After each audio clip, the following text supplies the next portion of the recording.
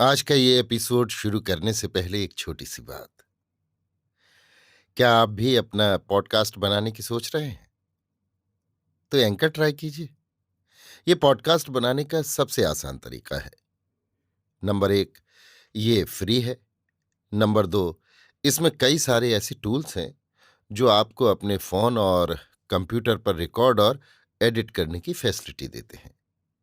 Number 3, आप अपने podcast को डिस्ट्रीब्यूट भी कर सकते हैं, जिससे इसे स्पॉटिफाई और दूसरे प्लेटफॉर्म पर सुना जा सके। तो डाउनलोड कीजिए फ्री एंकर ऐप या विजिट कीजिए anchor.fm पर अपना पॉडकास्ट स्टार्ट करने के लिए। ये तो थी एक छोटी सी जानकारी, और अब शुरू करते हैं एपिसोड का सिलसिला। तो आज के एपिसोड में लीजिए सुनिए आचार्य चतुर्सेन शास्त्री के लिखे उपन्यास सोमनाथ के 109वें भाग बंदियों का सत्साहस को मेरी यानी समीर गोस्वामी की आवाज में। विपत्ति से सत्साहस की उत्पत्ति होती है। इस घोर विपत्ति से सबसे प्रथम स्त्रियों में सत्साहस का उदय हुआ। बर्बर सिपाही उनसे सब प्रकार का कुत्सित हंसी मजाक और दुर्व्यवहार करते रहते थे। उन्होंने सबसे प्रथम उन सिपाहियों को डांट डपट कर सीधा किया। एक स्त्री ने अवसर पाकर अपने भोजन करने का एक पात्र उठाकर एक सिपाही के सिर पर दे मारा। इससे प्रथम तो सिपाहियों में ये उत्तेजना फैल गई, परंतु तुरंत ही एक भीत ने उनके मन में घर कर लिया। वे ये भली भांति जानते थे कि यदि अमीर के कान में ऐसी बातें पहुंच गईं तो फिर खैर नहीं है। इसके बाद ही कैदियों ने दूसरा कदम ये उठाया कि नगर में भीख मांगने से इनकार कर दिया। प्रथम स्त्रियों ने ही दृढ़तापूर्वक ये निश्चय किया, उसके बाद ही पुरुष कैदियों ने भी इनकार कर दिया। अब जरा जरा सी बात पर सारी स्त्रियां सामूहिक रूप से सिपाहियों का हिंसक विरोध करने लगीं। ये सब देखकर सिपाही डर गए। उन्होंने सालार महमूद से सब बातें कहीं, जो कैदियों का इंचार्ज ऑफिसर था। सालार ने बंदीगृह में आकर सब कैदियों का मुआयना किया। सिपाहियों ने बहुत सी शिकायतें की। इस समय सब स्त्री कैदियों का नेतृत्व कंचनलता कर रही थी और पुरुष कैदियों के नेता देवचंद्र थे। मसऊद ने कैदियों के बाड़े में जाकर कंचनलता को तलब किया, परंतु मसऊद की आज्ञा पाकर भी वो उठकर उसके पास नहीं गई। जहां बैठी थी वहीं बैठी रही। क्रोध में भरा हुआ मसऊद स्वयं उसके निकट गया। वो चाहता था कि उसे दंड दे, परंतु उसकी रूप माधुरी, मृदुल देह यष्टि, बड़ी बड़ी कमल सी आंखें और उज्ज्वल मोती के समान रंग देखकर वो दंग रह गया। अपने जीवन में रूप माधुर्य और सौकुमार्य का ऐसा मिश्रण उसने देखा न था। उसका सैनिक जीवन कठोर और बर्बर कृत्यों से भरपूर था, फिर भी वो एक उच्च वंशीय कुलीन तुर्क था। वो स्वयं एक सुंदर सजीला जवान था और एक स्वस्थ युवक की भांति उसके मन में भी कोमल भावनाएं थीं, जो व्यस्त सैनिक जीवन में सुप्त हो गई थीं। अब इस रूप सी बाला को देखते ही उसकी सब भावनाएं एक बारगी ही जागृत होकर भड़क उठी।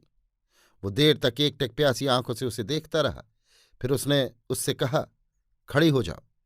परंतु कंचनलता खड़ी नहीं हुई।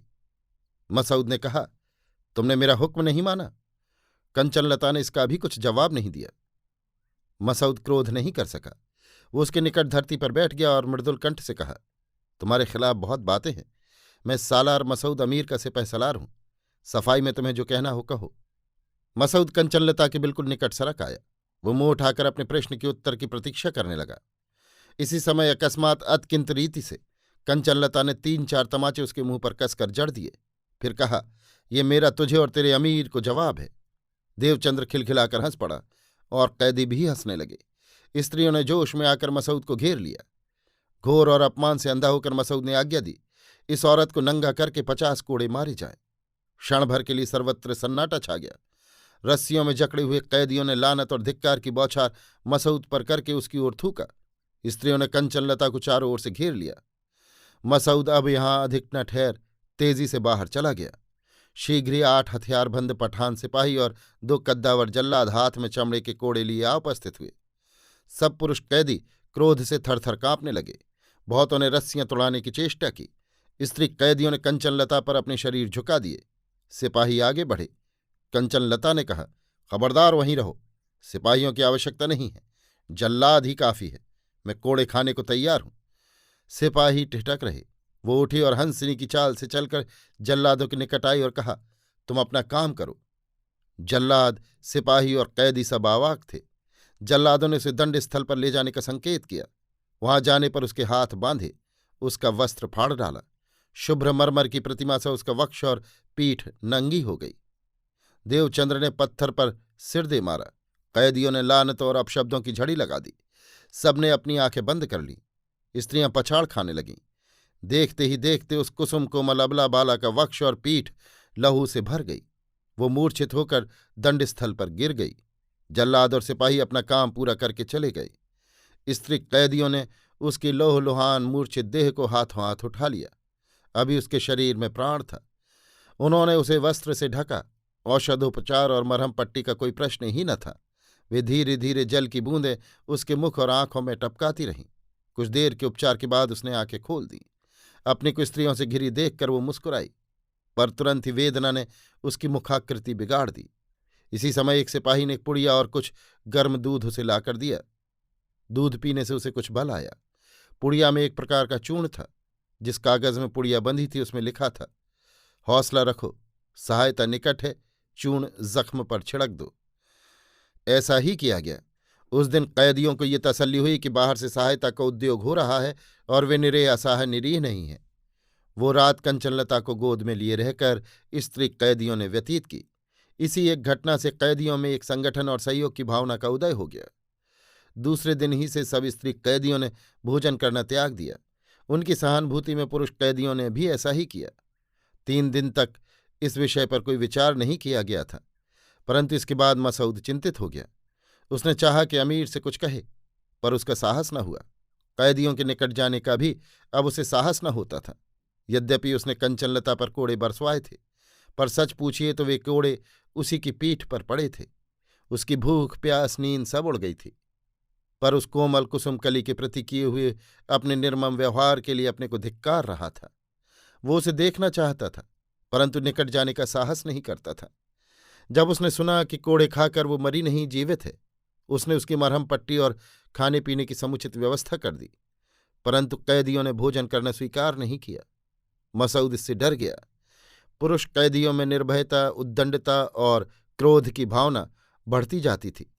बहुत यत्न करने पर भी कैदियों की भीतरी दशा बाहर अनेक रूप धारण करके फैलती जा रही थी, जिससे नगर में अशांति का वातावरण बढ़ रहा था। स्त्रियों ने अब एक जोरदार कदम उठाया।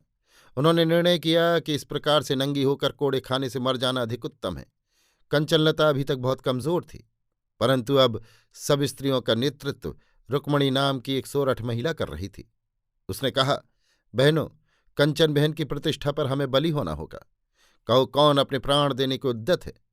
तत्काल सैकड़ों हाथ उठ गए। उनमें से 20 स्त्रियों को चुना गया।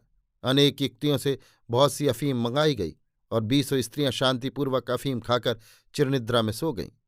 इस प्रकार 20 कैदी स्त्रियों का एक ही रात में आत्मघात करने का समाचार सुनकर मसूद की पिंडलियां कांप गईं। वो भागा हुआ बंदीगृह में आया। वो नहीं चाहता था कि बाहर ये बात फैले और अमीर तक पहुंचे। उसने उनके शवों को बंदीगृह में गाड़ दिया तथा स्त्रियों को बहुत भांति तसल्ली दे भोजन करने का आग्रह किया, परंतु स्त्रियों ने स्वीकार नहीं किया। अब इस आत्मयज्ञ में स्त्रियों का साथ देना पुरुषों ने भी आवश्यक समझा। तत्काल ही स्वेच्छा से मरने वालों की सूची बनाई जाने लगी। सूची आवश्यकता से बहुत अधिक लंबी हो गई, परंतु उनमें से केवल 80 व्यक्ति उस दिन मरने के लिए चुने गए। शेष लोगों ने उनके निकट बैठकर भोजन न करने की ठान ली। इस बार भी बहुत सी अफीम मंगा ली गई और 80 जनों ने धैर्यपूर्वक अफीम खा ली। वे चुपचाप बिस्तर पर लेट गए। बाकी लोग उन्हें घेर कर भजन कीर्तन करने लगे। हजारों कंठों के सम्मिलित स्वरों ने बंदीगृह की दीवारों को कंपायमान कर दिया। बंदियों के इस आत्मोत्सर्ग के उदाहरण से दूसरे बंदियों पर बड़ा भारी प्रभाव पड़ा। उनमें प्रेम, भक्ति और सहानुभूति तथा आत्मसम्मान का जोश हिलोरे मारने लगा। वे भी जोर जोर से कीर्तन करने लगे। थोड़ी ही देर में जिन्होंने अफीम खाई थी उनके सिर दर्द से फटने लगे। उस विकट वेदना को किसी भांति सहन न कर वे छटपटाने लगे। उनकी नसें खिंचने लगीं, देह अकड़ने लगी और आंखों की कौड़ियां बाहर निकल आईं। सब लोग अपने साथियों का ये घोर उत्सर्ग पत्थर की छाती करके देख रहे थे। बहुत जन आंखों से चौधार आंसू बहाते जाते थे और भजन गाते जाते थे। इतना अधिक विष खा लेने पर भी उनमें से 27 व्यक्तियों के प्राण नहीं निकले, अतः उन्हें दोबारा अफीम दी गई। जो मृत्यु के निकट पहुंच जाते थे उनका कष्ट कम हो जाता था। ये देख दूसरे कैदी हर्षित हो उनके कान के पास मुंह करके जोर जोर से हरिनाम कीर्तन करते थे। अंत में 2 व्यक्ति अब भी न मरे। उन्हें तीसरी बार अफीम घोल कर पिला दी गई। रात टूट रही थी और वीरात्माओं के शव भूमि पर चुपचाप पड़े थे। उन्हें घेर कर सैकड़ों जन भगवान का वज्र कीर्तन कर रहे थे। जिन 2 व्यक्तियों को तीसरी बार विष दिया गया था, उनमें से एक उठ बैठा। उसने अपनी साथी की कंठ की घुरघुराहट सुनी। अपने साथी की अंतिम अवस्था निकट जानकर बड़े यत्न और कष्ट से खिसक कर उसके पास पहुंचा। उसे अपनी छाती से लगाकर उसका ललाट चूमा और इस बार बहुत सी अफीम और खाकर अपने साथी की बगल में सदा के लिए सो गया। अभी आप सुन रहे थे आचार्य चतुर्सेन शास्त्री के लिखे उपन्यास सोमनाथ के 109वें भाग बंदियों का सत्साहस को मेरी यानी समीर गोस्वामी की आवाज में।